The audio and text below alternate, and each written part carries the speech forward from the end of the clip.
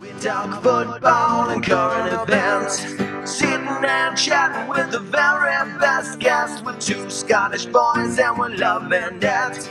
So if you like witty banter, check the former #1 podcast on iTunes, Sitting and Chatting. Hello and welcome back to the Sitting and Chatting podcast. I'm Whyte. I'm Jamie Allan. How's your Jabba? Very well. Cold.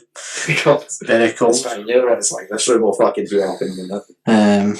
Stingy bastard. Doesn't prepare to put the heating on. Fucking. Yeah, right, I fucking wouldn't, because I'll tell you why, we put it on and then 2 minutes later you're like, oh, it's fucking ruined here. All I'm saying is I'm fucking freezing. It's a lovely t-shirt there, top to wear, I should say. Junction. Yeah, Junction. I think you're really fashionable. For once, you're showing your fashion. I put pretty in pink, that's what they say. So, but I mean, it's cold. I did defrost the fucking car this morning. I actually escaped that. No, I did it. I mean, luckily I've got the heated windscreen in now, so there's not really too much of a problem. Jay was there under the rough day, for sure. Heated windscreen and not a problem, so. But other than that, very cold. That's what I would say. It's been a while since we've been in the room. Yeah, 3 weeks now, Chris. I've been somewhere colder since then and stuff. So. Oh yeah, I've got. Well, thank God. I was thinking, right, I'll let you mind the curtain viewers. Doing the prep for this last night, and I thought of a couple of things there, and then I was like, right, I'll think about it work next Friday today. Totally forgot. So we came into this. We've literally come straight from work both of us to record this. Well, that committed to you. Absolutely. And yeah, I didn't think anything else, so, you can lead on then. I mean, I was in somewhere colder. I mean, that's the be all and end all. Next topic. No, I was in. I was in Poland at the start of February. Krakow. Or Krakow. Whatever. I don't know. We had some Polish people say Cracovia. We had some Polish people saying Krakow, and we heard some saying Krakow. So, fuck knows. They're just they're all not like W. Maybe they're at the piss, so maybe see how we call Edinburgh. Do you know what I mean? Maybe something like that. I say to Yanks as Falkirk. Exactly. Do you know what I mean? That's still like the pound. You know what I mean? We just ripped the cunt. So they could have been doing that to us. But anyway, we were in Krakow or Krakow. Are we second break? A wee week away. Well, Taylor's always wanted to go to Krakow and go to. Well, she wanted to visit Auschwitz, which we did, of course. So we went there on the Monday. Early doors flight. Not bad flight. Don't mind it. We EasyJet at Ryanair? Ryanair, bad boy. So, about 2 hours, 20 minutes on the plane, not bad at all. Went by pretty quick. Nice. Landed in Krakow, and was rudely awoken to how terrible the UK is, because how cheap it is in Poland. It's like one of the cheapest UK. It's fucking sexual. They use zloty, which is their currency. Oh yeah, I forgot. So we downloaded an app called Bolt, which is basically Uber. Well, we're not sponsored. Careful. That wouldn't mind. Too much. Our taxi from the airport to our hotel was about a 25-minute car journey, right? So we're like, right, do we book a transfer? This before we went, we're like, right, do we book a transfer? What do we do? Right? And then Taylor found out that it was dead cheap for Ubers and stuff through our brother, whose missus is Polish and stuff, right? So anyway, we're there, £3.80. For how long a taxi? 25 minutes easy. Jesus. Right, so we're talking still in Alloa, right? Easy. Or maybe for all the fun viewers that do. Fuck them, you know what I mean? But we're talking 25 minutes of steady car driving, dual carriageways, roundabouts, motorway, like Typical thing you see on the drive. 25 minutes of steady driving. Gets out of the car, and obviously it comes up like on the bank. You pay Uber and Bolt and stuff prior to you taking the journey. Aye. But then I never bothered converting it because I was like, what'll be under £4 or like under £5 or whatever it was. It was either $4.60 or €3 or something stupid like that. And I was like, what the fuck? Some cunt's got this wrong. I was like, some kid fucking, he's fucked up here. Daft cunt, you know what I mean? He wasn't he was bang on the money. So we go to a hotel, nice enough hotel. It was by the water and stuff, so it was really nice. We got on party. Yeah, like the middle of the city. Aye, pretty much. Aye. It was about a 15-minute walk into the old town, which is where kind of like all the nice stuff is, all the restaurants and stuff. It's like a big square, and in the middle of the square is a like converted chapel, so it's not a chapel anymore. And it's all stalls along the side. They like Polish memorabilia, like old school like Russian, Russian dolls, and like all the cutlery and shit they used to use. So like all that in the markets. Yeah. So we went and had a look at that even on the first day and stuff. Nice. And I like fucked about the old town for the day. Went home, got changed, shower, walked back into the old town, and had a meal on the first night. And then on the Tuesday, that's when we were going to Auschwitz. So as we landed in Poland, I got a text from the booking company that I used for Auschwitz. Okay, let's go. Name of promotions, that's what I'm getting at there. No, that's like fucked up, so yeah, maybe, we'll see. Anyway, we booked either, I could probably check back, but it was either like 9, 10, a 9 or 10 o'clock slot at Auschwitz. They phoned and was like, alright, so your driver will pick you up at 5:45 AM. So just check, sorry, is it like a coach that's taking you and a bunch of other folk that... Correct. So it's initially like a 6-seater or something that goes and gets like 3 couples, takes them into the centre, and we all get in the coach, we go to Auschwitz. Right. Right? Again, the drive to Auschwitz, by the way, no bad at all, right? But I think it's meant to be like an hour and a half. Yeah. Doesn't feel like it, but that's by the by. So we get picked up at 5:45 AM or something. Bear in mind, we've booked for 9 o'clock or whatever. Aye, so you're starting early. So we're like, what the fuck's this? So basically, they pulled the time forward. Apparently, it was happening to everybody as well. It wasn't just us, so it was everybody it was happening to, because we met other people when we were there, and they were like, oh my god, like we had been, and they were gone the next again day, and they were like, I can't fucking believe this, going after nothing. And you're like, it was actually so much better. Right, so early doors, wake up. So what, you're starting there about 8-ish, so... Well, it is what it's, give or take. I mean, I'm going to get the get your guy thingy now. But so we'd booked like an 9 o'clock slot, right? Because we were thinking, get up, get a bit of breakfast, and get across, blah blah blah. Let me tell you, see when they changed it, made it earlier. How much notice did they give you, sorry? Less than 24 hours. Nice, the classic. So it changed to it was a 9 o'clock, right? That had been booked, and I got a text. I got a text from them on the WhatsApp and text and email and on the app, right? So they made you fully aware, right? Oh yeah, they were taking their chances. They made you fully aware. Hello,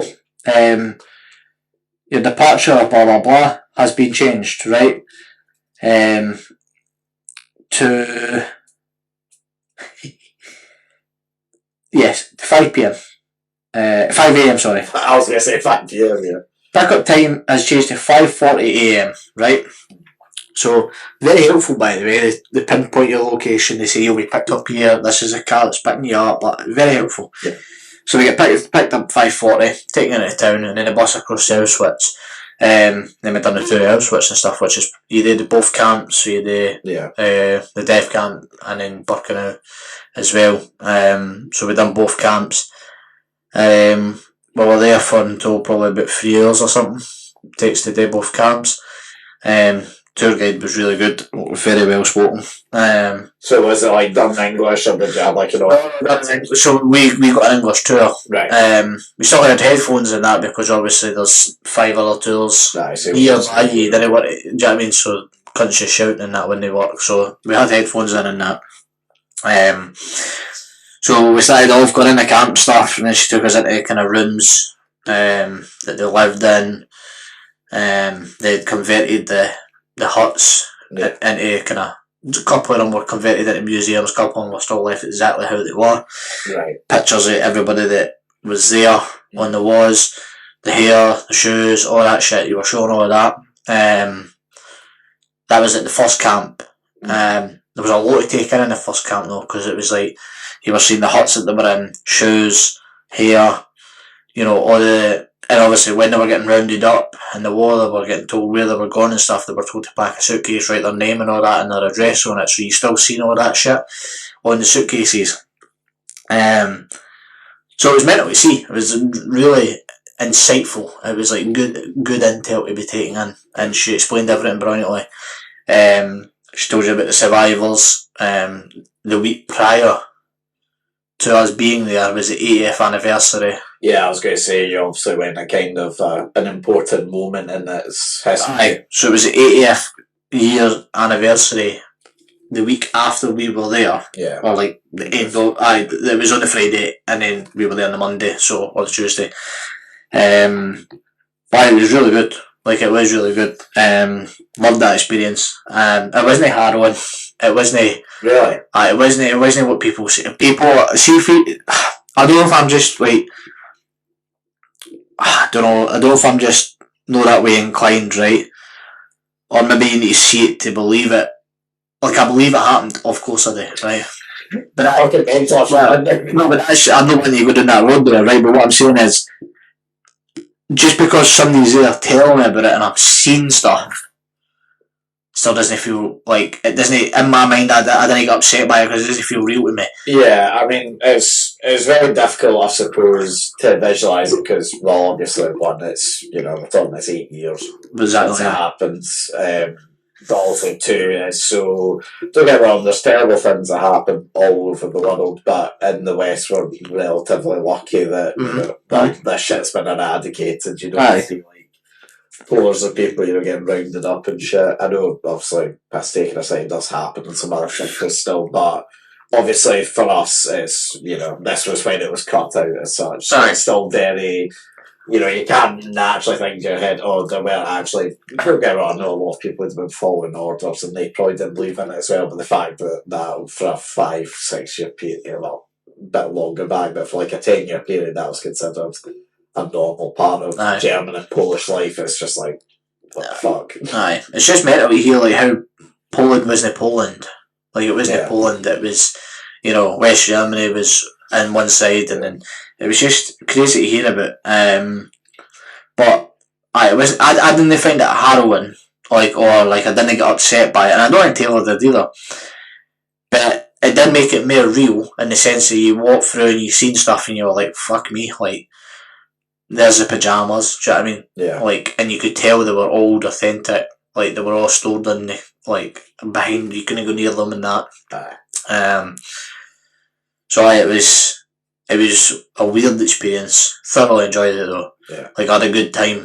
Opposed to like a sad time. But I see all this shit like on social media and stuff where people go to it and they've got like sad music behind it and that, and be like, oh, devastating that I hated walking around here and couldn't do the second camp, and I'm like, fucking grow up. Like, fuck up. Do you know what I mean? Like, it happened. What's the point in no going in and no learning about it? So that's a whole other topic, let's be honest. People maybe have a weak stomach or whatever, I don't know. But yeah, I mean, I think you can't really blame people for having a weak stomach of that kind of fuck them, but I guess. And it was about 15 minutes into the next camp. The next camp was a lot of walking. That was where the train tracks are. Yeah. Where you see them all. And the lead up to the gates and that. That's right, so the gates, the tracks, and then old huts that they used to live in. The huts were horrible. Like, it was like concrete beds. You should have seen where they had to piss and all that. And then, like, the washing area was wild. you walked for fucking miles to the other part of the camp, and you seen one of the chambers, and you seen how it was all blown up because obviously Germany they tried to destroy all the evidence and that. That was all there. That was all still authentic. So I thought it was really good, like a really good experience. It was great to go, and I thoroughly enjoyed it. And I would recommend everybody to go at least once in their life. It's fucking cheap. Yeah. I mean, you know, like I love my World War II history, so it would be genuinely something I'd love to visit at some point. It was amazing. One question, obviously, because for viewers that have been with us for a while, obviously last year you done a trip to Rome as well, and I know you said you went to the Colosseum, but I forget the name of the other bit next to you know, the bit that's attached. At the hill. Yeah. You're saying obviously you really enjoyed that. Which tour was better? I would say then. What, of Camp 1 or 2? Just in terms of, was the Poland trip better tour than the Rome? Poland. No. Poland. See, the thing with the Colosseum is right. It's I think I said this as well. It was like it was a stadium where everybody went to watch Vikings and all that shit, like fucking kill each other and put on a show. Like Romans. They're all the same, right? They're all gimps, right? And they were all fucking fighting and beheading and that. Like, sound no bother. Like, our fucking king a long time ago used to do that. There's no big drama. Like, get it, right? The building itself is mental. Like that's cool. But I enjoyed the Palatine Hill more than what I enjoyed the Colosseum. Whereas in Auschwitz, the two camps were tremendous. The Poland trip was far better than Rome. To be honest with you, I wouldn't go back to Rome. I would recommend people not to go to Rome. I'd imagine there's better places in Italy to visit than Rome. But I'd recommend everybody to go to Krakow. It's amazing. And it's so cheap. Like, so cheap, it's unbelievable. Would, just obviously, I suppose, for anyone, even if you are maybe interested in the war as well, do you still think it would be a good place for folk to go and visit into Auschwitz? If you aren't, or even if you're not interested in, like... Well, to be fair, I'm not interested. I'm not interested. I'm not knowledgeable enough on the war. Yeah. Honestly, I'm not interested. Like, I'd like to... Yeah, there's a difference between not interested. I'm more meaning like just someone that's just like, oh, don't care. Well, that was me. So, I didn't even want to do it. Like, I thought it'd be pretty shite to go there. Like, when you're on holiday, and why you want to go see that? Yeah, well, I'm not down though. Aye. That's what I thought it was going to be. Totally blown away by it. In fairness, like the opposite. But I was kind of like, well, like fuck it, it's what it is. We're doing it. It was my fucking tailor, if I'm being honest. But I would tell everybody to go. Go experience it and hear it from. If you get the same tour guide as us who were alive, run about the same time. Oh really? It was someone from and around. Oh, that makes it a lot more interesting. She was fucking brilliant. She had met with the survivors. She does that tour every day. Wow. And she's met the survivor when the survivors were there last week. I don't know if you've seen it, but I seen the video of the survivor going round Auschwitz with a presenter, I assume, or an interviewer. He was going round Auschwitz with her, and she was telling him like, "Oh, I used to sleep there," and then there was like one room she couldn't go in the chamber. She was, "I'm not going in there. Like that's not happening. I'm not going in there." I seen that video the week prior to us going. Yeah. And then obviously went there. And then obviously we went through the chamber, you're not allowed to speak or anything in the chamber, silence in the chamber and all that shit. So went through the chamber, but like I seen the video of the survivor and our tour guide mentioned her by name and was like, she was here last week, she couldn't go in the chamber, so it was like all fucking, it was all real. Yeah. She was brilliant and her English was perfect. Like she had a wee bit of an accent, but her English was amazing. So thoroughly enjoyed it, and that filled up most of Tuesday. Yeah. And then we kind of just kicked about on Wednesday in the old town. Went for a walk. We walked a fair amount. We done a few wee bits and bobs. We done like a wax museum. When we were there. I found some of them is Eastern European wax museums. So it could be. When I tell you this, this was terrible. Do you have any films I can insert? I've got one of them. It was fucking dreadful. but amazing. Yeah, because there's one that I've seen when Tom came out. I can't remember if it was in Poland or Czech Republic or something like that, but apparently, like, Eastern Europe are, like, notorious for having, like, really shit wax. Terrible. I'll show you a few, and you can insert on this stuff, but honestly, Donald Trump looks like fucking... He looks like somebody you'd meet walking into your shop. Like, oh, it's just terrible. And they had Bin Laden in a cage. Oh, yeah, I remember seeing your fucking Snapchat. They had Bin Laden in a cage. They also had Vladimir Putin and the previous two presidents of Russia in a cage together. Like, when I tell you that this place was a total fucking meme, but amazing. Very authentic. Aye, so we went in there. That was good. That was fun. We got a nice breakfast, big massive breakfast, cost about fucking 20 pence. So it was amazing. I wanted to say, because Poland apparently is the most miserable country in the world now. I don't know if you know that. Would you say you got that vibe off it there? Nah. Very happy, friendly people. Again, it's different. I feel as though maybe going out of the big areas, you maybe feel that, but nah, everybody was nice enough. Even when we went into like local supermarkets, like there's a Zabka on every corner, right? Every corner there's a Zabka, right? The only thing I can think of is Zabka, isn't that the boy's name in fucking Karate Kid? I don't know. I'm pretty sure that's one of the villain. Well, Zabka, there's one in every corner. They're massive when they're hot dogs are there, and a petrol station does the best hot dogs apparently. Does it get by? No. That sounds like something that you maybe won't risk, especially if you got a flight coming up. Well, to be fair, we didn't really eat much because you were like walking about all the time and you were just wanting to do stuff. We skipped a day. We had the Wednesday to ourselves in the old town and stuff, and then on the Thursday, we went on another day trip to a different place called Zakopane or Zakopane, one of the two. Okay. Which is really, really close to the bottom of Poland, and it was fucking freezing. Really close to... Is it like a train down? Or? No, it's a coach again. I want to say, being on the maps, I want to say it's really close to like Slovenia or Slovakia. Both are opposite borders, so probably Slovenia, I'm guessing, judging by the map. But right, let's fucking find where's Poland. That's a good start. Yes, exactly. Right, so Poland is here, right? So we took a day trip from there down to Slovakia. So it's Slovakia. I don't know, we're about 30 miles away from Slovakia.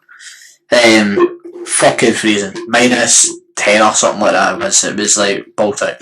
And you just see, as far as the eye could see, it was just ski resorts and skiers and all that. It was really good. Of course you went up there. Those fucking smoked a lot of them.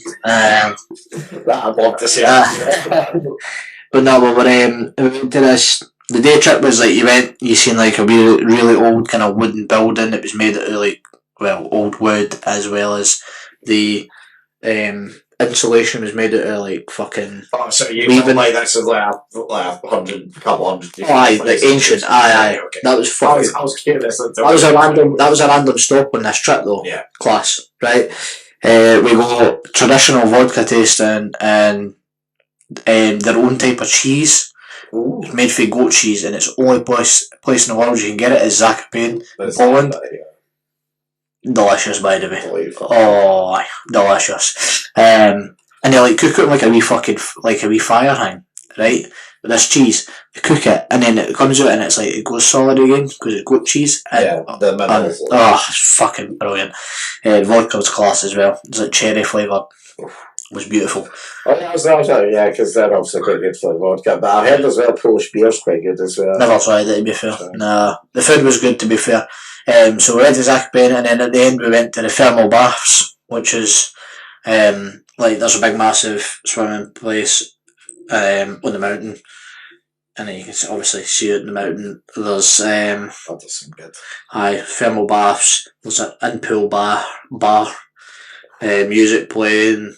So were you staying there, or were you only there? No, you were just there for 3 hours and then coached back. So that's a gun. That sounds like a class place. Aye, as well. But it's But that was good. Thoroughly enjoyed that as well. And that was the Thursday, and then the Friday we kind of just chilled out, done the same as what we done on Wednesday, and then we were flight back that day. So, good time then. I put them 10 out of 10. Would recommend. 100%. That's a strong recommendation. Aye, if you're planning, and we're talking that you and I, right, could go to Poland for 5 days and drink every night, watch football out in the old town, eat food every night, out, not even in the hotel, and we'd come back and only have spent like £300 each. So like points an hour. I'm telling you, it is ridiculous. That does sound good. It's amazing. What a place. We want to go back to Poland. We're thinking about just going back to Krakow again, but Nice. there's a few other places in Poland that you could go. That look good, but I'd recommend it to everybody. And they're the safest country in the world. Well, in Europe. Is it? You know, seen our Prime Minister? 0 terrorist attacks. Yeah, that's actually good. You know, seen him? Aye. Very controversial. We'll not go into that topic, but Poland is 10 out of 10. Would recommend to absolutely every cunt. There you go. So Jamie's seal of approval then. 100%. Aye. Right, you want to go to the wall? Aye, why not? Aye. Hope Poland's a topic because it's going right up in quality. Jamie and I watch the Polish Tourist Board. Aye. So if you've never seen before, or if you're an audio listener at the moment, we're now going to the quality show wall. Basically, if you've never seen it before, pick out 5 topics each week. The further down to the left it goes, the shitter it is. The higher up to the right it goes, the more quality the topic is. Jara, pick your message. Pick your poison, you prick. That's better. Janitors. Why the fuck did I put that in as a topic? Right, I've got one word for this. Paedophiles. Not the route I was going to go down, but feel free to explain yourself. All janitors are paedophiles. I think that isn't true. I'm going to place a bet here. I don't think 100% of all janitors are paedophiles. Every single janitor. Paedophile.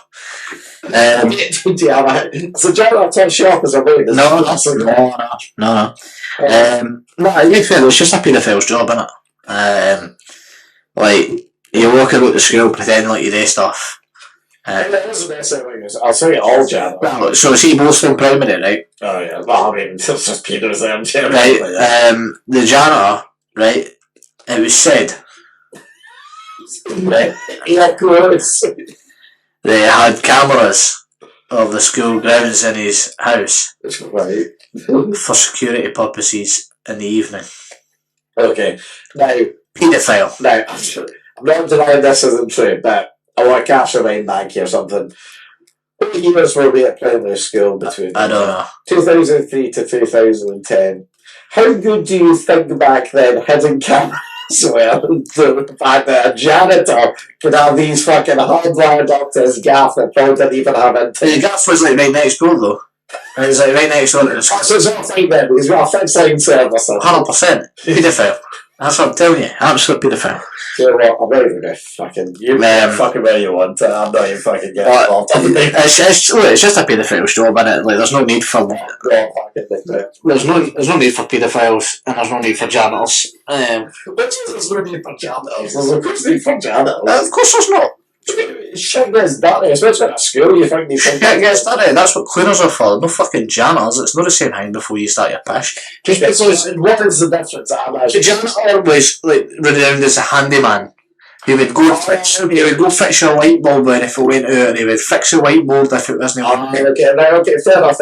In fairness, so I was going to say, I was thinking more of cleaners, but it does say janitors on there, so by the rule of the board, it has to be janitors. Right, paedophiles. Cleaners, they're just cleaning the gaff, you know what I mean? That's fair boots. Like, See, comments. Can't be some poor bastard, you're fucking primary school. I remember his name. It's true. It's definitely no. I'm telling you, see fucking his name. He's not fucking part of MI5, he doesn't have a fucking dark pink helmet. Listen, really no. And all I'm saying is, if I knew his name, I'd be getting called out right now. Pokemon. Pure shite. Yeah, shit. Pure fucking shite. As a kid, we gave us a plus. No, I'm not fucking putting it down. He's got a shite. I don't care. It's fucking. So I'm going to call it. Okay, just sit down for a minute though. It's the highest grossing like Celtic franchise of all time, I'm pretty sure. No, it's not. I'm Rockstar defo top it. Oh, airplane mode. Rockstar defo top it. Anyway, you give your reasons why no one. It's shite. It's for gimps. It's for gimps. Fucking cats and all and that. I bet you still sing the song at your bed at night, you fucking freak. It's for fucking paedophiles to. It's classic route there. It's shite. It's just fucking. It's just, you know, pish. Like, you know, the fucking animated characters zap each other and fucking water types. And it's literally animal thing. You can't get it better. Right, Pokemon. Number one. Nah, I didn't believe it. What's below it? Next one down is fucking Disney Mickey Mouse. Right, so it's a total lie then. Highest grossing, what did you say? Star Wars. Movies or what? Highest grossing media. Oh, it's media, I've got. Aye, so it's fuck off. Don't talk bash, man. Wait, retail sales, mobile games. Yes, it's something. Box office, home video. Bash. No believe it. Somebody Google that because he's just talking shit. I'll show you what I can put. What I'm saying to you, right, is it's child molesters that play that game. That played it. Then you're a fucking freak, and you grow up to be a nonce. That's a harsh reality. It's, don't you dare. That's not going there. It's not. It's not. No. This is.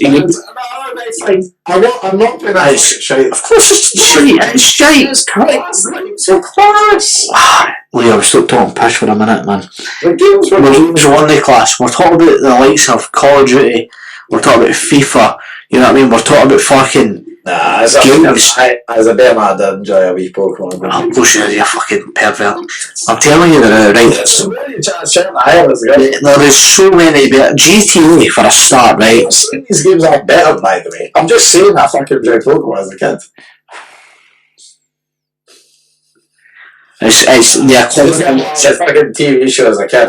It's like watching fucking what's that fucking Naruto or something. It's like watching anime. So much better than that. Fucking, it's the exact same as Dragon Ball Z. It is pure shite. It is. That's a bunch of. It's the exact same. It's the exact same. This is an animal thing.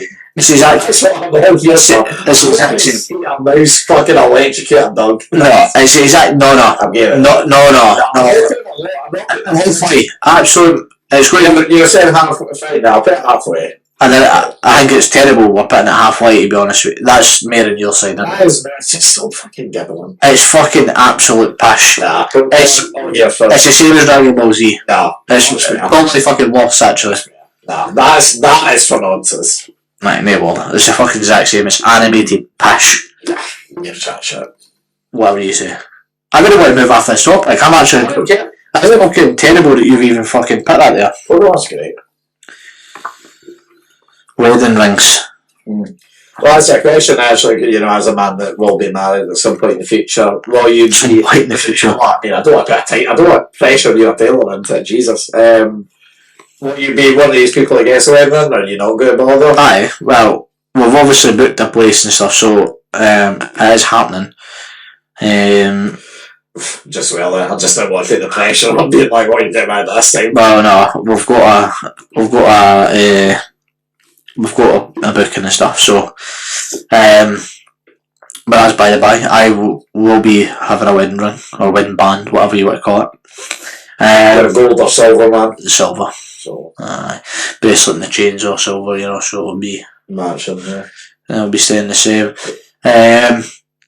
Aye, it's a nice wee symbol, isn't it? Yeah, quite nicely well. Adam Sandler has a good movie regarding the wedding ring as well. I've not actually seen it. You know, it's pretty good to use. Is that the one he sings at the end of his guitar?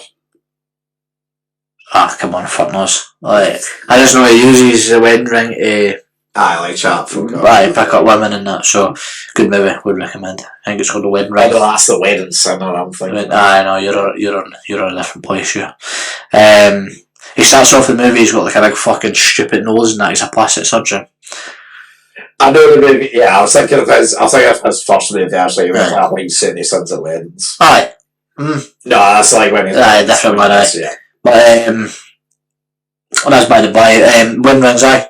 Yeah, No, they're alright. The only problem is obviously they're just a bit of a, you know, if you're someone that is say in an area of work that, you know, requires like heavy lifting or working with dangerous objects, obviously a bit of pain in the arse, I imagine, having to take off and constantly. But that's why you buy a lot of folk in that industry buy shitty ones so that they just break it and then just get another one. Because that is always the biggest fear. Generally, that is my one fear occasionally because I don't have a hair because I've left it shooting like Sam's, but I normally wear my pinky ring. But I have to say that does give me the fear occasionally when I've heard these videos of like guys that like trapped their fingers and ripped all the skin off. It's just like there, you look like some fucking Pirates of the Caribbean character. I mean, I that's giving me the fear. But why did you take your ring off?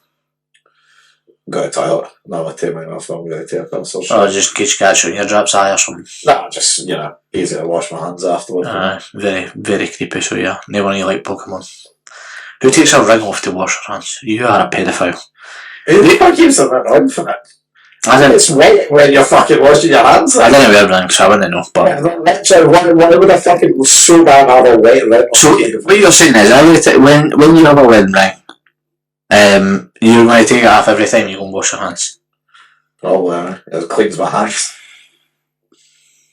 I can't say for certain because I've not got one. But see that one there, in fairness, what I would say though is because that one's not like fitted, it's looser. So you're going to wash your hands. Yeah. And you took it off. Aye. And then never put it back on. I just forgot it. So you left it where? In the bathroom, yeah. And there's a Samuel Johnson's. Aye. The all people you could leave it at his house. He's probably ate it or something. Anyway.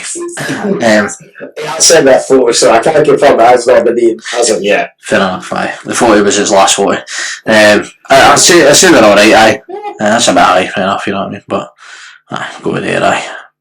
Aye, to be, well, I've carved a little Sunday against the board, which I won't. Was it? No, it was yours, or no? Was it? Oh, yeah, so. Fucking maniac, try to get me to pull it on. Something that used to be a bit more common with one of my friends. Disc golf. So, if you're not playing it before, basically the aim of the game is you get like basically a frisbee. And you basically, you know, like regular golf, you know, you have your 18 holes, but you're trying to like catch in a basket. Yeah. And, you know, you throw it, it goes X way yards, and then you throw it again until you get in the wee hole thing. Yeah, I played.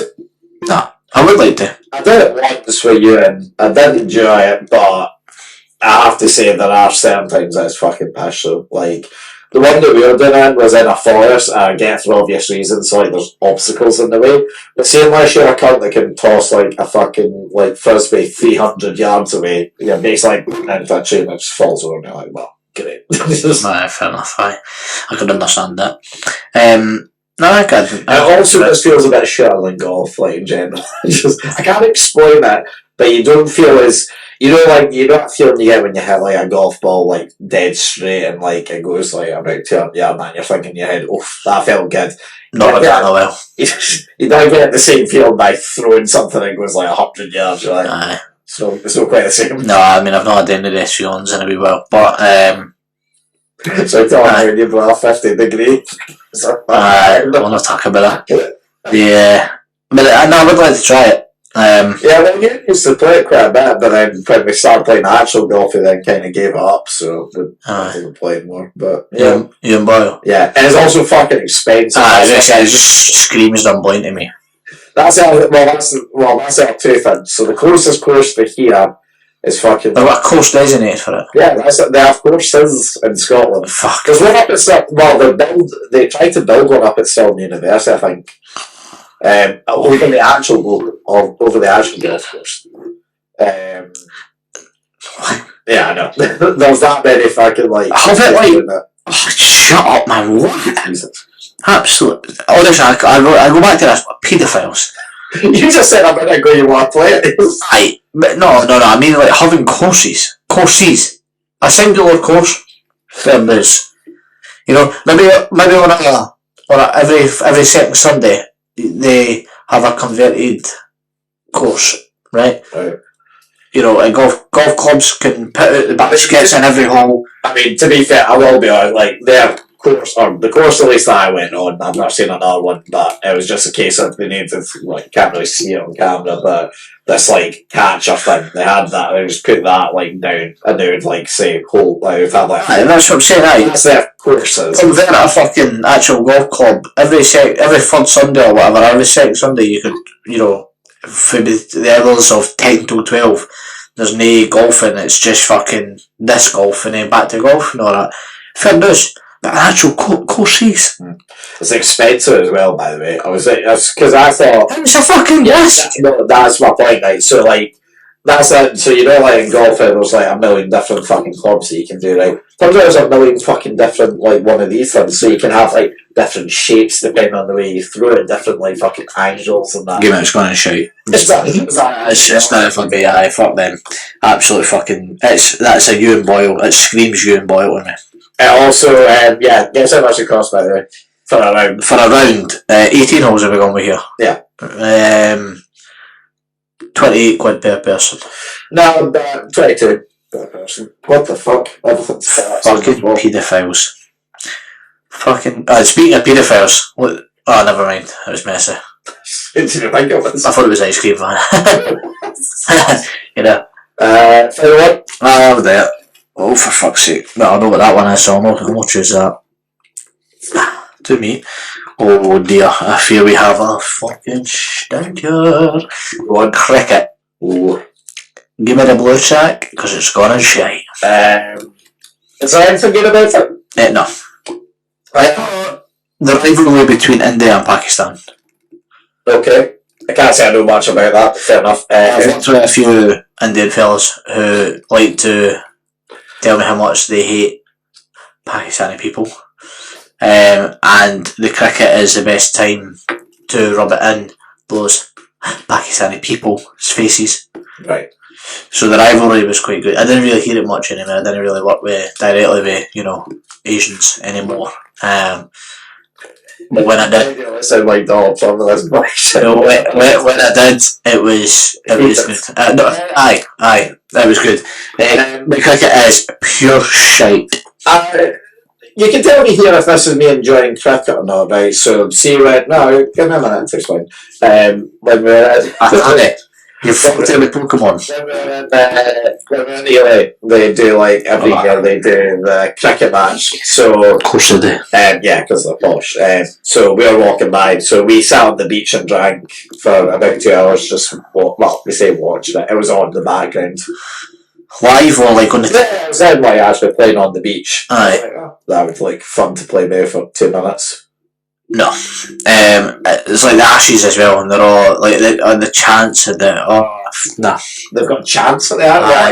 Aye, Ryan, you know seen the only good video I've ever seen from the cricket, right, is where the guy pulls out his trumpet and he starts the dun dun dun dun dun. You not seen that? Pretty good. That is shite. No, it's no worse than American football. Be serious here. So the same level. Are you kidding me? Would you rather play American football or cricket? We're talking different here. Yeah, I'd rather play cricket. I'd rather play none. Yeah, but obviously you have to play what you play. That's what to me, because like No, but Americans like cricket knows it's shit, right? No one that's come around trying to claim that cricket is good, right? But there's cunts everywhere, always on. Nonsense. Have you seen the English when the Ashes come on and all that? No, it's shite. Do you think I'd listen to the English? Listen, it's shite. Right, end of story. That's it. It's done. It's just as bad.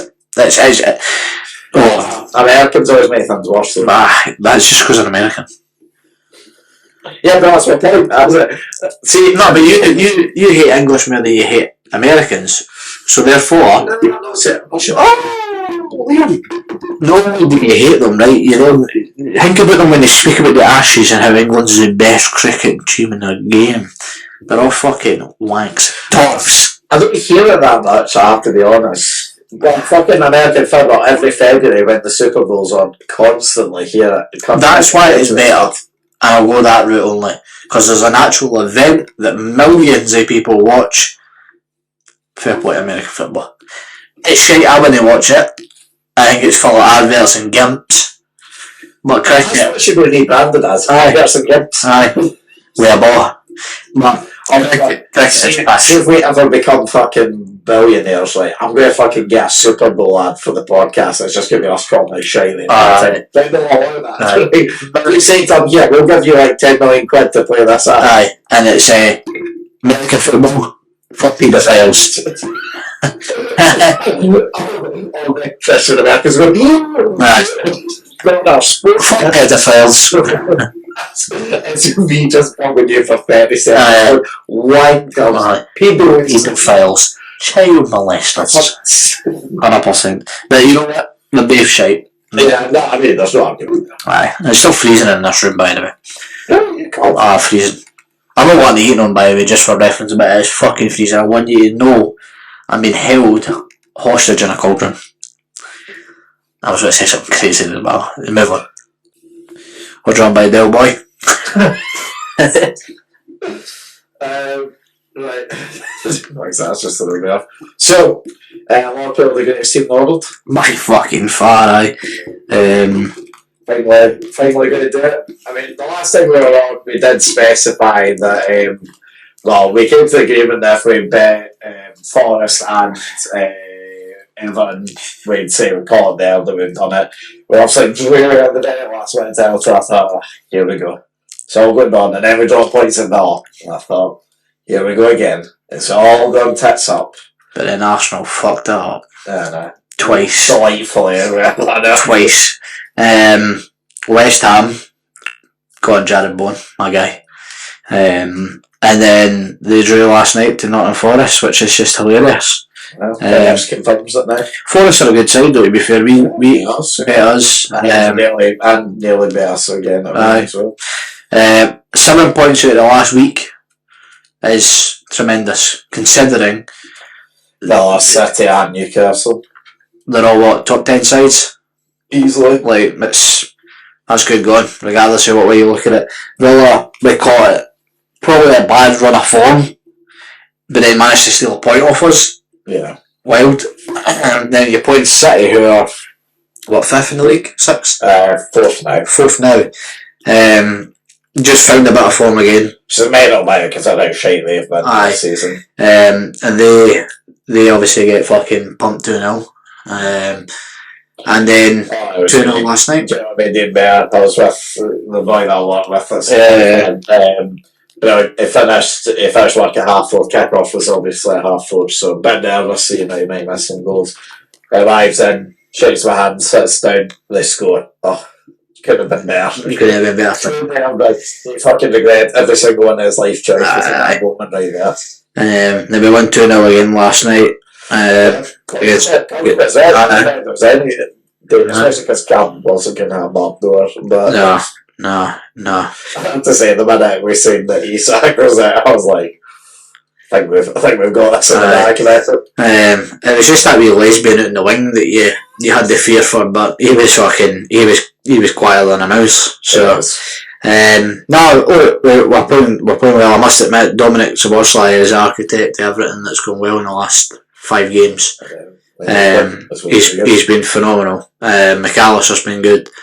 And honestly, I also have Rice and that, they say he's the focal point of it. I do think if we lose him to an injury, it's McAllister.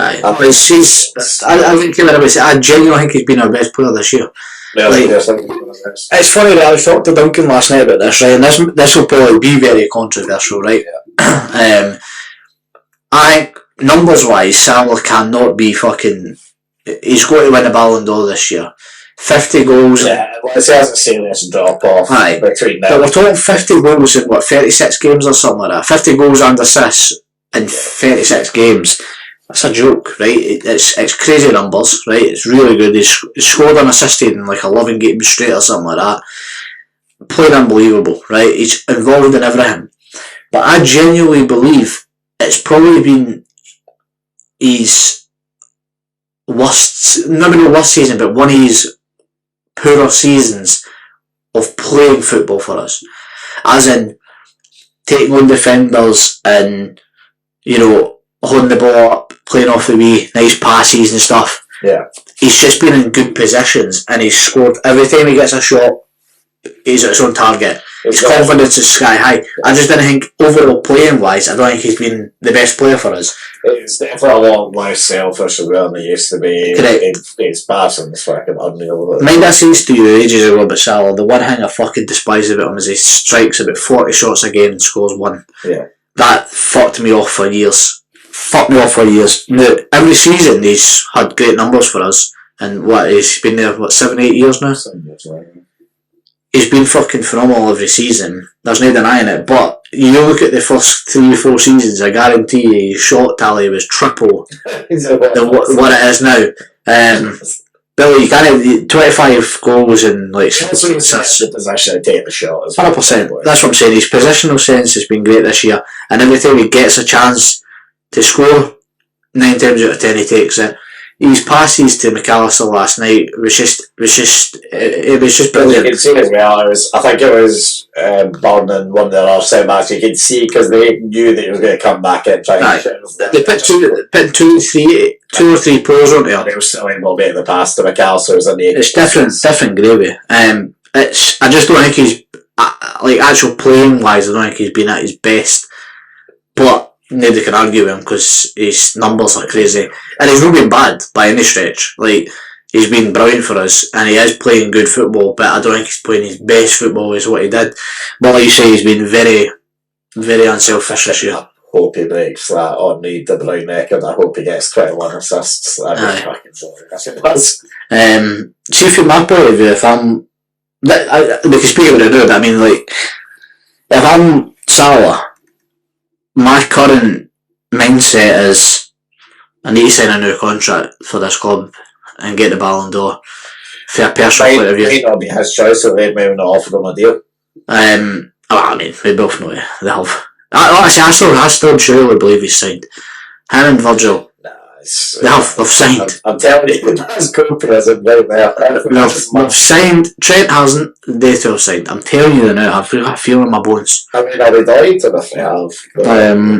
But this way, if all three leave the next year, we are about to see the worst title defence in human history. We need to. We might be finishing fucking 10th for an all the next year. You can't replace Salah, so you need to. You can't replace Van Dijk either as well. You can to a certain extent replace Trent, but not as passing. No, I mean, I don't think there's a defender in the world right now that's as good. No. No, here's man. People try and always compare like Salim and that's it. He's fucking no. No, he's not. I mean, he might be in a few years. Who's the one defender you get to bring in? Like, do you know what I mean? Do you bring in Rudiger for Real Madrid? Do you bring in Eder Militao? Like, it doesn't matter who you bring in, it's a downgrade. Aye, it's a downgrade. Like, it's the same if you have to replace Allan to himself. It's a downgrade. Same with Sal, downgrade. To a certain extent, Trent as well, you might get a better defender, but you won't get a better player as well. No. It's just tough. It's a tough spot to be in if you're doing the contract negotiations. But that is the one because I mean this year it's looking like it's wrapped up, but you obviously want to stay at the top, and at this rate it doesn't look like we are. You're sat there with a fucking treble, opportunity. Real treble. The FA Cup shite. FA Cup stands for fucking arseholes. It's a fucking arseholes. The League Cup is when it's at. Not a Plymouth, by the way. No, but for me, I think you win the Carabao Cup, Prem, Champions League. What players in their right mind want to leave? Like, yeah, especially ones like Trent, who's like supposed to club. Do you know what I mean? Blows my mind, but that's another topic. But as of right now, we're playing frightening, and our next the next 6 fixtures to win it look pretty easy. That's why I get Guard of Honour from Arsenal. That'd be quite funny. I'd like to see us absolutely fucking humiliate Southampton at the weekend. We really lost them as well. I hate the bastards for years. Years gone by. They've given us good players, but they're fucking rats. I think so. There's like daddy teams that you don't mind too much. Nah, but they used to just take like random results off you. Them in Palace are wankers. I'll never forget Palace getting that fucking 3-3. Aye. I mean, it's a shame they've never been relegated since that's happened, but Aye. Aye. The cock's coming out. But aye, humiliate Southampton. I think the only really tough game, if you got tough, was Chelsea, which is I think the last game out of the. Palace is the last game as well. Palace is the last game at home, but the Chelsea, if we win every game from now until the Chelsea game and beat Chelsea, then we've won the league. I think it's like 6 or 7 games. It's pretty mad though. Like, I don't think it'll actually happen. I actually think we'll probably be them, but I can't believe if we managed to go in this whole season and our only losses to fucking Forest. That'll actually be mental. Yeah, did you see Nuno's interview after the game against Arsenal though? No, was it? It was either Jamie Carragher. No, maybe. What's that ugly bastard that used to play at the back for Arsenal? What time period? Centre back in during like the 05-06 season. What, like Campbell's? Aye, but Keown. Aye, what's his name? Robert Keown. Is that Martin Keown? Wanker guy, by the way. But anyway, that's by the by.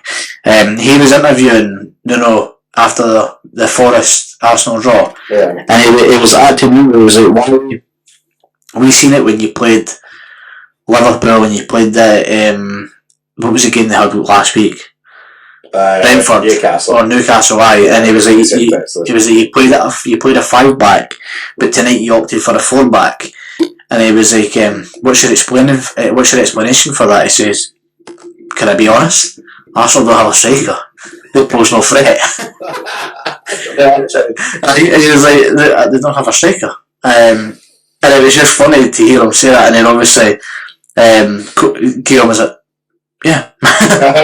Something like that, It's funny though, that, like, in his mind he was like, I could use an extra man in midfield to stop Odegaard, opposed to like wasting it at the back when who they go going forward. I mean, like, nobody.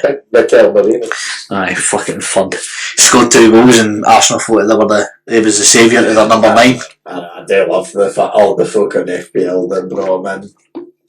By the way, I want to tell you about the most criminal thing that's happened in my fucking FPL league at work, right? So, I, at one point in the season, was 220 points off the top, right? Right.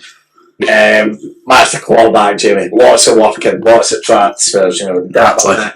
Last week, I got it to within 13 points. Oh, that's good. That's a big jump. That's huge. That's impressive. That's huge. Do you know what the wanker that's done this in first place? They went out and copied all my players. I'm not even joking when I say this. It's hit my team. And do you know what's the worst part as well? They fucking left only one player.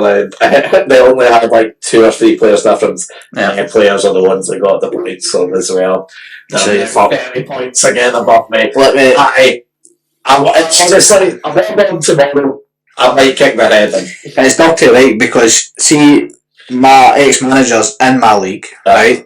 I'm first in my table. I don't play for second like you.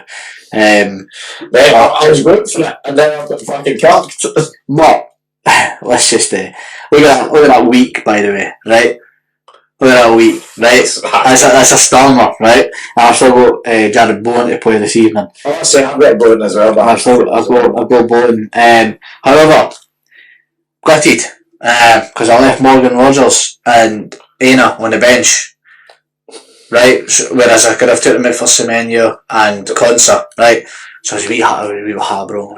That's devastating. That's a good guy. That's pointage. That's 13 points I've just missed out on. Then I go across to his one. He's missed out on 10 points for Justin Cliver. Has he killed himself? No, but get it up, you wanker. But yeah, I just wanted to get your opinion. So that is the scummiest thing that any human stuff. Aye, and he was there with me, and he was copying me, right? That's and he was switching out his striker to have Chris Wood, and then Chris Wood went on that fucking good form, didn't he? So I was like, well, I'd just be a fucking cock and I cock him and I take Chris Wood. I done it. I thought, fucking stop scoring. No. He put fucking Cunha for Wilson. There's got a double that week. raging. I was fucking raging. And then he's floating back to Chris Wood. I mean, crashed in your car and, yeah. No, so what I did was I thought, fuck this absolute nonce, and I took out Cunha and I took out Wood, and I thought, play my in game. Well, I said, I've now had to go back to, I'm now having to, but the trouble is, I've already free transfers and I can't list the points by trading. Can't list the pointage. So I took a wee 8-point deduction this week. So I've had to fucking get players I didn't even want, just to have a different team to this prick. Right. That's fucking disgraceful. Aye. Rat bastards, by the way. Anybody that does that, see if you're sat at the top and you're cruising, you'd be fucking sloppy players to match. 200 points in a fucking few months. That is fucking. So there's a bird that was where she sat that was. That's what I'm talking about. This is hard. A cow. It's fucking done it, son. Cow. Yeah. Alicia, I'm glad you're on the podcast. Aye. I'm fucking up once, by the way. Fucking cow. Aye. Fucking. Just you wait till I get you. It's fucking podcast. Fucking bent. I don't have it. And Joe as well. She's trying to claim as well. Not done deliberately. Pure and utter scum. I was like, interesting that, because you had 6 players different to me, and now there's only 2 players different to me. Aye. And that's the excuse here. Cow. Disgraceful. Aye. Anyway, away from FPL. Aye. Fucking before I lose the plot. Obviously, if you're watching last time, you'll know that me and Jamie done a segment that's been popularised online called Agree to Disagree. We had a lot more disagreements than I actually thought there would have been, to be honest. So I think we're actually alright, but. Well, there's a few things we had a bit of disagreement. I expect this to be closer, but I have got some more ready there for a wee part 2. So the way it'll work is now, last time when we done it, we had Pringles cans that we were using to show to the camera where we were going. Don't have Pringles this time. The budget's went. He's not putting the heating on or got snacks this time, Aaron. Sorry, yeah, no, it's a tough life. You know. So we're joined by Dale Boy. Dale Boy, and I'm not aware of which minion this is. Give it a name. Hey, John. John the minion will join that. So that's for you, John. This side is strongly agree. Closer to the middle is agree, then we've got disagree, and then finally strongly disagree. We won't say in case you're on the audio platform, but just as a sort of visual exercise. So Jamie, first one, unpaid internships should be illegal. Unpaid internships. You know, you see it there, like, oh, come and do a job for me, we'll pay in, like, exposure or, you know. Aye, pay in experience, my dude. Yeah. Right, okay, so read it again. Unpaid internships should be illegal. Yes, it shouldn't be. 3, 2, 1. So I'm going to agree, you're going to strongly agree. Oh, aye, it's an absolute liberty. Oh yeah, no, it's fine. That's whole, you know, we'll pay you an experience, my dude. See, if it's paid in exposure, yeah, that could actually be profitable. In some regards, yeah. Because obviously, if you are... For example, if you want to work at the Celtic, exactly, we will pay you in as much exposure as exactly. Or better yet, if you want media trained, do the media for a podcast free of charge. Good training right there. Yeah. We're not training you, but you'll learn yourself. I'm willing to give you a 10-minute call on how to do it. Aye. I said this in my time, that's money right there. But for me, Jay's not what to do in his life. I'm not doing it for you. Jay doesn't even know what media training is for this podcast. I couldn't be media trained, I say too many bad things. But yeah, no, I think, yeah, you're right, the exposure is different. The one thing I would say that does genuinely go like for it, you do sometimes see like these things of being like, well, if you work here and you do this amount of work for this amount of time, they guarantee a position at the company. Again, it's a risk bagging. It's a risk though. It's entirely risky, and that's not quite as bad. But for the most part, yeah, mate, I do agree. I think, I'd maybe be swayed to go agree on the basis that if it was a company that, you know, you got your foot in the door, you were learning, you got on with people, getting the foot in the door might be that avenue that you have, like the manager might call you and go, I really like him, he's a good vibe in the team, yeah. let's get him in. Like, that could happen. Again, though, it's a risk. It's not like, see, as well, there's a difference between internships and volunteering as well, I would say as well. Volunteer is by choice. Yeah. Internship is because you're looking to progress Anyway, it's scummy. It's for me. It's similar to. Unless we're doing it for this podcast, Right. we're all for it. For me, it's similar to apprenticeships getting like £4 an hour. Oh yeah, that's fucking. That shit's amazing. Outrageous. Absolutely fucking outrageous. If I wanted to switch my career up right now and go an apprenticeship plumber, Yeah, you'd be in it. why the fuck am I dropping fucking £1,000 a month just to be able to do it? I know it's a different scenario as well, but even minimum wage, that always used to fuck me off so much. Well, when I started Right. at Gobies, earning £4.11 an hour, boys that were 25 and over earning £10 plus for the same job. I was like, what the fuck? We're doing the same work, yeah. Outrageous. Next one then. AI does more harm than good. So put it back to the second. So AI does more harm than good. 3, 2, 1. Both of us agree then. So for me, there are some good things about it. Certainly, there's a lot of things now that I fucking, for a further in-depth check, I will use a bit of ChatGPT. I can't lie. Yeah. There's been times, even for this podcast, I've used ChatGPT. Yes. It does great things, but I think you'll see in like 10 years' time, a lot of people, especially in the creative industry areas, will be put out of work because of AI. Because right now, if you say we're looking for a thumbnail, now don't get me wrong, they will look great, but say you're like really desperate and you don't know how to make one, you can fucking go online, just like, make me a fucking thumbnail, and it'll create one, whereas before you'd have to know someone that was good at photos. Graphic designer or some sort. So I'm genuinely thinking, like, I'm all for other businesses as well, don't get me wrong, but I think especially in creative industries, I think in like 10 years' time, it'll be a fucking disaster. Yeah. I think as well, you're seeing like the next few years, there'll be like so many laws come in. Because think about it as well, like there's so many like things you can see online, and fair enough to us because we're actually knowledgeable people. Like we can see it as fake, but you'll see like old people that would be confused, being like, "Oh, is that real?" Or like, did they say X, Y, and Z? Selena Gomez has passed. What the hell? Or like it's folk that'll like make like Elon Musk say like the N word on that, and they'll be like, "He does what?" So you've seen the interviews with the football players, football managers. Yeah, they're funny. They are funny, but that's the thing though. They will eventually. They'll be good enough that folk will be like, "Can't believe fucking Leo on the Sit Chat podcast called Jamie a big fan bastard." Like terrible thing. That's no far fetched, but I get what you're saying. Because you're a horrible cunt to me sometimes, I gave you a lovely talk. But we'll go with agree on that one, won't we, do, boy? Because fuck AI. We're back to football. Rangers are a bigger club than Celtic. 3, 2, 1. So you agree? An arm in the middle. No, you can't do it middle. We went over the rules last time. No, we didn't. Yeah, we literally did. It's either strongly agree, disagree, or disagree. Strongly disagree. Ah, was it? Yeah. No middles. Aye, okay. Well, I would agree. You'd agree Rangers are bigger? Aye. 4 years. We're more controversial. And therefore we are the bigger club. We have ties with Britain. So English fans know us before they know Celtic, and because of the royal family tie. Abroad, we are not being included.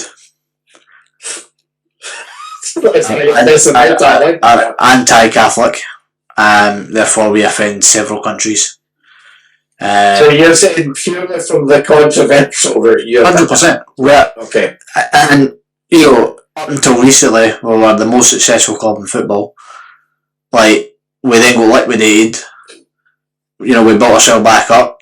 We then went on a European run that was unbelievable. We are more known, bigger, no better. No, I'm not saying we are fucking terrible.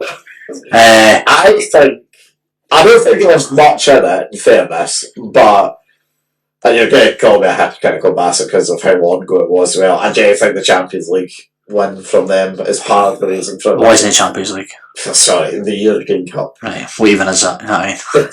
Like, what? Like, say, Japanese F1 League Cup, you know what I mean? Like, shut up. What's you're saying about the You're saying about it as well, like It's like saying Nottingham Forest are up there with the same size as Celtic though, because they've won. So like, I'm trying to disagree with you. I mean, Because I think Celtic are, I genuinely I think we're equal. okay. We are massive. Right. No, When it comes to the rivalry, it's yes we play 4 times a year and people can like get money about that, but the Old Firm is the best rivalry that there is. It's hostile. It's very bigot. It's horrible, right? It's horrible fucking, like, folk hate Scotland. See, folk that don't like football hate when the Old Firm's win because it affects everybody in Scotland. Yeah, that is true. It affects every single person. There's so many times, not as much recently, there's so many times like younger than that, I'd be like, oh, I just want to go out for like a couple of like wee pints in the town, and then I'd go, fuck, it's fucking old fuck. That's right. See, there's me fucking Ranjit that owns the Cost Cutters. His day is affected by a Scottish football match. Yeah. It affects every single person in Scotland. Whether you stay in the Highlands in the remotest wee cottage, you'll know about the score. It's affected each day. Whereas RB Leipzig could play 1 week and they couldn't be like they couldn't Bayern Munich would know because, or like in Munich, sorry, or Berlin, because they don't follow it. Do you know what I mean? Like it's that level. Whereas everybody in Scotland's affected. We're both massive clubs all around the world. Their away fans are tremendous. Our away fans are amazing. I just think, based on the controversial side and the history, whether it's negative or no, we are bigger. Because their history is, they've won a European Cup, whatever that is, and we've won no European Cups. Fair dues. Nottingham Forest was won a European Cup, so does that make them equally as big as Celtic? Because it doesn't. Nottingham Forest are nowhere near the size of Celtic in terms of stature and worldwide, like people that know them worldwide. I think though, to counteract your point though, in terms of the whole controversy thing, I think, and you know, you could say that I'm wrong here, but I've always, from a point of view, seen Celtic as more the sort of family club out the two of them. That's because we're horrible bastards. Yeah, but that's true of Celtic, but they just don't. They don't get. But from that point of view, I would also say then I reckon that more foreign fans would move towards Celtic than they would like Celtic more, would I? Because you know they're maybe that's sometimes my place to be big. Because if you were to say, would you say Aberdeen are bigger than, or just as equally as big as Celtic and Rangers, based on the fact they've won? No, well, we only won the equivalent of the. Well, we won the Cup Winners' Cup, which is nowhere near the Champions League. But it's still a European. Yeah, I think that always go in Aberdeen's credit. I think they'll always have an impact for us, especially. They've also had the best manager to ever grace the game, manage them at one point. Yeah, these things I was going. Some people might argue. I'd still argue that Aberdeen are probably the third biggest team in Scotland from in terms of stature. There might be folk that argue I think if you go to a foreign person and say to them, name the 3 biggest clubs in Scotland, they would be able to name Rangers, Celtic, and I genuinely believe Hibs would be the third team that they would name. So I think depends on the age of folk as well, I'd say. Of course it does. I mean, there's factors, right? But I think reality is Rangers or Celtic. If I could neither disagree or agree, it would be there. The only reason I agree is because I think we are absolutely horrible bastards and we're known everywhere for that. I think if you had to ask me about I think the biggest team in Scotland is, I would say narrowly used, but I think worldwide, I think it's probably Celtic. Fair. Right. TikTok is the best social media platform ever. Ever? Well, that's a bold statement. 3, 2, 1. So you're going to agree as well. I would go agree. It's also a personal taste as well. I'm not going to be thick here and say just because I don't like it, I don't recognise it. You're a fucking freak for not using it. But anyway, that's by the by. Get yourself on it. Vine is up there. Mine will always be especially for our age group, Vine will always, even though it was short-lived, it was magical for the time. That was. But here's what I was going to ask you when I was making this. So, do you count YouTube as a social media? You don't? Okay, so what are we talking? So we're counting Instagram, TikTok, Facebook, X, WhatsApp, all that shit. WhatsApp as well. Yeah. No, if you're talking strictly numbers, then WhatsApp obviously wins it. Of course, aye. But from You said best though. Yeah, I'm saying best. I think because if you're not going to count YouTube, then I might move more. Here's the problem with YouTube is, right? YouTube now has grown into something that replaces television. Yeah. So people rather than sticking on a fucking TV program, they'll go watch YouTube videos. Duncan messaged me Duncan was on the PlayStation all night and he says, I'm going off to watch. I know, that's what I thought as well when he said he was going off. He says, I was like, and he says, I'm going off and we're going to watch Mr. Beast Challenger Games or some pish. Thank God he hasn't waiting, otherwise I'd be worried. Oh no, it was just him and her that was watching. No, Promise you. Please tell me. Promise you. I've never seen it, by the way. Heat of fire. I've never seen it, Challenger Games. However, I put him for 5 minutes because it's funny to Americans. to be fair, that's on like Prime or something, isn't it? Yeah, sorry, I thought in fairness you're speaking of it's like YouTube channel. Aye. No, to be fair, sorry, I'll be honest, I've like see when they done the Squid Game things, and replicated the Squid Games, me and Taylor watched that 100%. I thought it was absolutely brilliant. Yeah, that's right. I thought you were meaning more just like going off the place and to watch the most recent Mr. Beast stuff. No. The TV show's a bit different. But I think it's at that level though, like, me personally, would I rather find a movie or a program and watch a program on my phone, or would I rather watch some pish on YouTube, the Simon video, or, Simon Play Among Us? Like, I'd barely pay any interest in it, but I'd rather that than a program. That's the level I'm at. It replaced television, so therefore I can't see it as a social media platform anyway, because it's mainstream media now. Yeah. It's a go-to for, your Wednesday. Nobody puts fucking Teletubbies on for their Wednesday anyway. They fucking put on Miss Rachel for YouTube. I was watching that with George at Christmas. I felt like I was in some distress. Do you get what I'm saying? Have you heard that? I've heard it on the mic and it was strong. She talks, obviously she talks, it feels like she's like possessed by something. But this is what Marina Joyce levels. But this is what I'm saying. Like, it's mainstream media. Like, Duncan, when they fucking dare put on fucking Phineas and Ferb, what a show. The sweet life with Aunt and Cody. No. I see. You're a lucky sky man. I was. This absolute my poverty. Aye. This absolute freak will put on a mad fucking screechy bird on YouTube. It's mainstream media, so no, it's not a social media platform. That's basically, I'm more inclined to say agree with us. It's good. It takes up a lot of time if you let it. Yeah. But if you're a kind of, I'd go to the toilet, maybe do a wee 30-minute jobby, right? And I'd scroll through the TikTok. Clubs for Jerry, it's all longer than 30 minutes. It can be. I'd maybe have a wee scroll through TikTok, have maybe 5 or 6 belly laughs, and be done for this evening. These birds that you see, or they'll maybe be on it 4 or 5 hours a day. That's crazy. But there is a world of entertainment. I want to see what my screen time for TikTok is, Jane. I think it's in the minutes. Well, you got it all the time, or you just got it? Just like you can check it via like just apps, can't you? I think so.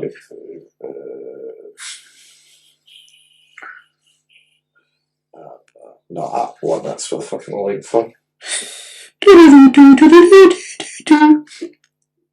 So I can tell you mine's the day. I've not been on it today, so that's a week. Right.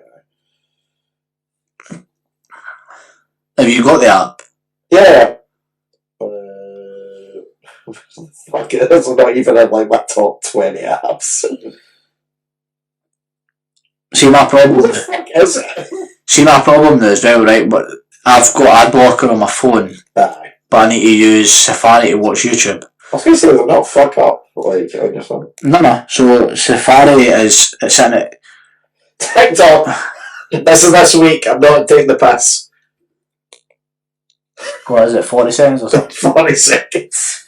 Well, mine's is 34 minutes a day. Jesus. This week on TikTok I've spent 2 hours and 35 minutes. Which, to put in context, So on Thursday for the viewers, so what, you'll probably look at about maybe 4 hours by the end of the week, maybe more because it's the weekend. nah, I mean, to be fair, so tomorrow I'm in by myself tomorrow, so I'll be busy. I'll not really be on it all day tomorrow. So let's go with maybe 20 minutes tomorrow when I get up the road. Maybe a wee 40-minute jobby actually. Let's go with... It's extended it. Aye, let's go with a wee 40-minute tomorrow, right? And then at the weekend, me and Taylor will get up to stuff, so maybe 4 hours I'll end on, aye, or maybe be safe. 4 hours a week's no I bad. think that's your biggest social by far when you're on. That I actually pay attention to too. Yeah. Aye. Okay, your partner should always come before your family. So it's basically you should always prioritise your partner before your family. 3, 2, agree or disagree. Now, the only reason I'm saying disagree is obviously in a life-threatening situation, you should also probably prioritise your family. For everything else, though, I'm agree. I don't know, I mean, I think you're going too vague with it. I mean, if you're talking about a burning building, who do I say first? Like, you can't do that sort of stuff, you know. Come on then, burning building. No. Your mom, Taylor. See, I mean, I should go with this. But for me, when you make, for me anyway, when I make the commitment to be with Taylor forever, she goes number one. Yeah. And then they always say when you have kids, they become your number one. No, I'm also with you. I think that's I don't think that would be the case. I just think it will be my family at that point will be my number one. Yeah, Taylor and all that. Taylor and if I have a wedding or whatever, it will be the number one. But I agree with you as well. That should be the way it goes. But for me, if it was like you said family there, yeah, does that mean immediate family? Is that what you're going off? Anything stays as family. Like, the way I see it, right, is if my fucking cousin was to phone me tomorrow and say, look, I really need your help. I really need this, that, and the next thing. And me and Taylor had organised something, and I'd be like, no. That would be my mindset. But no, not letting down Taylor for that. Family comes first, blood and all that. Aye, no bother, that's fine, cool, I'll do that. But I can't drop anything. Like, it depends on the circumstances. Yeah. See, me and Taylor says, right, we'll go to the half kids at the weekend, just fucking kill a bit of time. No bother. I'll help my cousin out. But like, if me and Taylor had like a fucking, a viewing for somewhere for our wedding, obviously we're booked now, but like I say, we had that, and my dad phoned me and says, I really want you to come and help me with this today. I'd be like, Dad, I can't today because I'm going to the wedding viewing. Aye. That's that. Do you know what I mean? So that's where I look at it. I don't look at it like, who am I taking the knife out of first? Because that's just nonsense, But no, I'm entirely. I agree. I think that's the way it should be. But I think if you've just got like a random bird you've been with for 3 months, I'm the total opposite way. But I think once you've made a commitment, that's the route it is, I'm afraid. Yep. No, I agree. You should break up with your partner if it's going to be long term. Now, let's say hypothetically you've been going out. Say before you and Taylor got engaged, Taylor gets this incredible opportunity to move to New York. It's going to be for a year and a half, and then she said, "Yeah, definitely going to come back at the end of the year and a half. Will you still be here for me?" Why can I not go? Just say for some reason you can't go. You love the cats too much. You can't leave. Why can they not come? Just play on. Wait. Aye, go for it. 2, 1. Wait, I'm confused. What? I disagree. You break up. I think you get a try. No, you do get, but I'm saying that to what level? So say she's away for a year, you're fine with that, then a year's like an okay amount of time to be. But it's all subjective. Say it's a year, you can obviously speak on the phone and that, but say you just can't go over there for whatever reason, you can't come back here for whatever reason. A year fine for you? I mean, I wouldn't like that in general, but what we're saying is, like, if I'm playing along with the game, I'd be looking at me like 6 months. 6 months would be like your... I'd be like, right. That's fine. Like, say like a Duncan scenario. It would need to be a fucking sweet opportunity. Yeah, like say like Duncan's scenario that he had with him, or even Ian Boyle with him, as much as that. Aye. Then I would maybe tolerate it for about 6 months to a year, and then... So yeah, and then at that point you're saying, nah, no. Get back or get lost. That's fair. I think, yeah, I'd potentially do, if I've been with the person long enough, but I know that I could like trust them, then I'd be like, I'd probably... Just about trust, like, that's what's annoying about relationships, is people think, right, Duncan went abroad to go and fucking, to go work, right, and everybody was thinking, oh, can she trust him to go out there and no sleep with anybody else? Why is that even a factor? That just shouldn't be a thing. Yeah. I didn't know that cunt spoke. I don't know. Oh, what the fuck? I shit myself there. How long have you had this? Years or so, maybe more. And you've never now spoke? Well, aye, so like Duncan goes abroad, and no just, by the way, no just like Kath or whatever, like anybody. Yeah. First thought is like, oh. No, but you know what I mean, like, say if you've been with someone for a month, and then they were like, oh, I'm away off for like a year. See you later. Yeah, aye. But that's what I'm talking like. So if you've been with them for a year, that's it. You know, like what they're like and all that. I'd be willing to give it a year probably. And next day I'd be like, taking the past a wee bit. Aye. You better come back with a sweet paycheck. Aye, literally, aye. Right.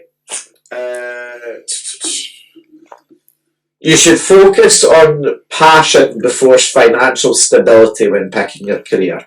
So, say hypothetically, you're lucky enough that you can, decide what you're going to do and you can't just apply for the first job that appears up. You should always focus on your passion before your financial stability. Right, okay. 3, 2, 1. Both agree. I just think if you're lucky enough or blessed enough with the opportunity to be able to pursue something in your passion, you should absolutely go for it. 100%. Yeah, I agree as well. But if you can't, then you take what you can get, and that's until you can work towards what it is you want. Of course. But just as a wee bit of humbling advice from your old father here, Jamie, I'm just going to make you all aware. Dad?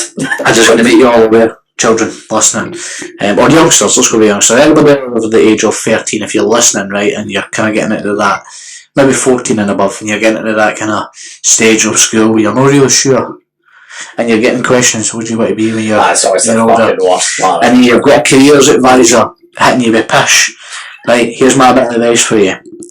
You'll probably never know what you want to do. Yeah. So then stress about it, because you'll never know. Honestly, that's genuinely probably the best advice you've ever given on this podcast. That's all shit. Right, they'll boys do it. Jamie is feeling it. I mean, like, see, when I was about, like, see, up until the age of 16, all I wanted to be was a journalist. Aye. All I could envision was, I'm going to go out, I'm going to work for some paper or some, like, online blog or something like that. That's all I'm going to do. It's all I could see. Immediately as soon as I turned 16, I was like, well, I'm actually dyslexic, and, well, do you know, do I actually enjoy writing that much? And I was thinking, oh, I actually enjoy media more. Yeah. And then, literally, like that, and then done a full 360, I was like, actually, no, I don't want to be a journalist, so I work. And don't get me wrong, I know there's some links, but I was like, no, actually, I want to work in fucking media. The paths I wanted to take are just being made difficult by money industry, you know. I want to drive lorries all day, and that, like, I think I'd love that. I think I'd love that. Yeah. But the reality is, it costs you, almost costs you $4,000 just to get into the fucking thing. And you can fail your test at that point as well, by the way. Then you'd be an arse $4,000. Well, you're not as much as that, but you're another fucking G'd in the Swanee if you go a game. Say you fail that, then, do you know what I mean? Like, when does it stop? Do you know what I mean? And then you failed it 3 times, and you finally passing your 4th, you're hitting cloud 9. You're at the road, you're shaking yourself, I've fucking fucked this 3 times. Like, you panic, that's when, I think it's going to happen, 80 tonner, no bother, fucking 44 ton, you're fucking hauling about the place, do you know what I mean? Like, you're like, if I miscalculate a corner, or if I hit a curb and my trailer flattens a car, I've killed 4 people, maybe 3, maybe 2, who knows, like, do you know what I mean? And you get paid reasonably, you get paid, I think the starting salary is maybe 60 grand and above, like, for lorry drivers, typically speaking, can obviously vary depending on what you're doing and where you are. But for me, the level that you need to put in, don't get me wrong, do I think that the tests and stuff that you go through are required? 1,000,000%. Why is it so expensive though? They're always crying out for lorry drivers. There's not enough in the UK of lorry drivers, by the way. But yet, it's still fucking $4 grand to get into the cunt. And then, you've got the, you know what I mean? See if they give, right, pay $4 grand, that gives you your training. You get 3 chances to pass, then you need to pay another £500 to go through an extensive course of training. That's something that you can maybe live with, but it's the fact. Resets after resets after resets with no further training unless you pay for it again. It's just crazy. And there's a theory test there, like for lorry drivers nowadays. There wasn't back in the day. Yeah. The theory test, by the way, is the biggest load of fucking pish you'll ever fucking sit in your life. Biggest load of pish. Waste of time. You don't need it. Do you actually honestly take anything for your theory test and implement it to the way you drive right now? No. No is the answer. Right? Quite simple. No. And see if you don't know what a road sign is, by the way. Nowadays, you Google it. Or if you've been driving for more than a year and you don't know what a road sign is, that's a worry. You're not driving enough. Or you've not travelled enough. Like, it's as simple as that. Because I could comfortably tell you almost what every fucking road sign is. Or if I don't know it, I could hazard a guess at it. From the picture. And then Google it later. Yeah. But my thing is, the theory test is stupid, so you need to do that for a lorry. Now, you do a lorry theory test, and it asks you questions regarding, like, the axle weight and all that. Like, I'm not fucking, do you know what I mean? I'm not a mathematician. I don't know how much weight should be distributed to the back rear axle while the lorry is turning into the left curb. How am I meant to know that? Why do I need to know that for a start? Do you know what I mean? Like, you drive the cunt, and if you drive it well, coosty. So anyway. I love how all this has come from design on it. No, this is what I'm saying though, so this is what I wanted to do. You wanted to be a drummer, so I wanted to drive lorries like my dad did. And then I came out of it, and see, to be honest with you, I done car sales. I missed car sales, I quite enjoyed it. I did thoroughly enjoy it, actually. I've no thought about going back to it, but see, when I was at school, I couldn't think of anything worse. Yeah. Do you know what I mean? Really? Couldn't think of anything worse than not just selling cars, just being targeted. Yeah. I hated targets at school. I just hate the fact that everything's going to be targeted. People think that if they don't target their employees, they're never going to get the 100% out of them. It's not the case. You won't get the odd cunt that rips a piss out of his work. Like, I done at EE for years. Yeah. Like, everyone will as well. 100%. I mean, I ripped a cunt. I stole a wage off EE for many a year, right? Stole a wage, right? Hitting targets became so simple to me by the time that I was 6 years deep because I had repeat customers. My diary was already full for me. My targets were already met. But, and I still went in, I was like there a minute before and I left a minute before. Like, we shut the shop when we wanted. We shut the shop when we wanted. Do you know what I mean? Like, I was dodgy as fuck as well. Like, I used to do all the dodgy stuff. Like, no customers. I used to do, like, in-house dodgy stuff. Fucking too right. You know what I mean? Putting discounts on me you shouldn't. Fucking giving away free cases and that, no scanning them out. Like, I used to do all that shit. That was the world I lived in. Do you know what I mean? And then selling cars, different kettle of fish. Thoroughly enjoyed it. It's probably a bit difficult to give a free car away. Well, you can't do that much, but you know, we set a free mats and that, you know, like. But just it'll come to you what you're destined to be. And the reality is, we're all here. We're all put on this planet to work, to live. Very true. Right though, yeah. Like, it's the worst shit. And don't get me wrong, I don't blame the adults for it because you're trying to make conversation. Aye. everyone from about when you're 14 to when you're 16 to 18 when you leave school, all you'll get is passionate folks saying, oh, so what are you going to do when you You need leave? to do this, you need to go to uni. Didn't go to uni. Didn't do it. Didn't let Liam fucking talk to otherwise either. Didn't do it. I wasn't good, I remember. It's no fucking worth it. It's a waste of money. You'll constantly pay fucking back your fucking money to them, whether it's in small increments or no. You'll pay the fucking government money. Unless you don't take SAS. Which, why would you take SAS, you know, unless you're a fucking retard. Retard. What are you talking about? 50 grand food there. I'll take it. Just don't do it. It's just that's but yeah, I agree with you. That was actually good advice, Robert. no, I'm for it. Might have time for one or two more. The old firm is better than any rivalry. I answered that earlier. Yeah, I was going to say pretty much the same. Aye, that's agree. Strongly agree. Don't get me wrong, it's also difficult to judge off a team. There is huge ones in the world. Yeah, Argentina, I'm thinking. Boca Juniors. Massive ones. South American generals for your big ones. Aye. Some Darcy's in Europe as well. 100%. Aye. I mean, would I think to myself though, would I like to go and watch, you know, fucking what's the name? Red Star Belgrade. That should be terrifying. I wouldn't want to go there. No, thank you. No, I kind of think it'd be a good no fucking danger. Would I want to go to a fucking Lech Poznan game in Russia or fucking Poland? Nah. No fucking chance. Against their biggest rivals. No way, Jose. Thank you. Spartak against CSK Moscow. I'm in the house watching that. You're saying that's a very good answer. That's hostile, dangerous games. They are dangerous. The reason Old Firm tops it is because yes, Old Firm maybe has all bust up and stuff, but we're talking about backstreet stabbings in Russia, like Glasgow or Poland. You know, we're talking about they meet up specifically and specific areas at a specific time in a specific group to kill each other. Tell you what, I'll get us a couple of star-proof vests and then we'll go. Potentially.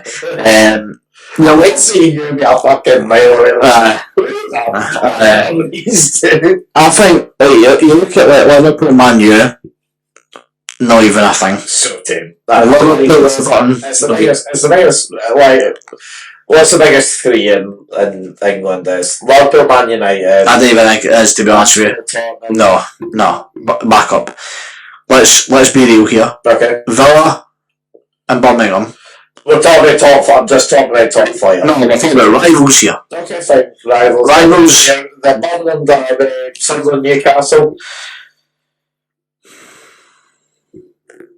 Aye. That's a third. Is it though? Is Newcastle? Aye, Millwall and obviously West Ham as well. That's a three then. So we've got Millwall West. In terms of like biggest, most fierce derbies.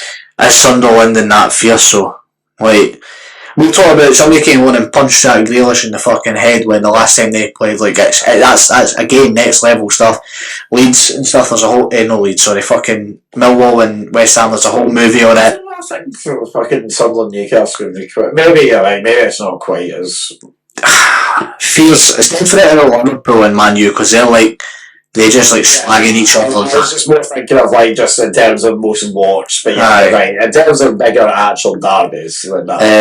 There's another. I'm sure there's another one that's just not coming to me. That's between championship sides, but I mean, even let's go with Newcastle and Sunderland for the time being as your top three in England. None of them compete to do for them. Yeah, none of them. In terms of maybe better watches, some of them. Maybe better football play. Yeah. Granted. However, what we're talking about is pure absolute dogs abuse getting flung about the stadium for 90 minutes.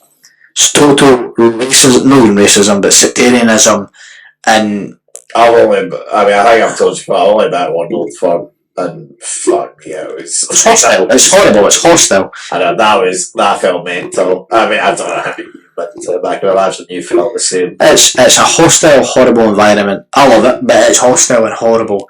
to be in. Let's say it affects everybody's day. It's by far the biggest in terms of actual football. We're there for football and dogs abuse for 90 minutes. It's the best. When you look at the likes of Boca Juniors or or Sao Paulo or that, or Red Star Belgrade or CSKA Moscow, they'll go there, they'll let off flares and ping fireworks at each other, and then after the game they try and kill each other. Yeah. Like it's a scrap, and that's what Millwall and West Ham used to be. It's not like that anymore, but that's what it used to be. It used to be they used to go for the football, and no matter the outcome of that football match, they were fighting. They were fighting at the end. Whereas Rangers and Celtic, it's about the result. That's a harsh reality. It's bragging rights, but at the same time, it's hostile. And there might be the odd bust up. It's by far the best one. Yeah. Well, I think that's probably a good place to end it then. Yes. Well, anything else you add before we finished? Delboy speaks. He does. Yes. So I hear one more bit of listening. Hopefully it's a wee bit of lovely jubbly again. I quite enjoyed that one. Whoever dares with that good metaphor for life. There you go. He who dares wins. And on that note, I've been Liam Whyte. I've been Jamie Allan. We'll see you all next time. Take care. Good night. Bye bye.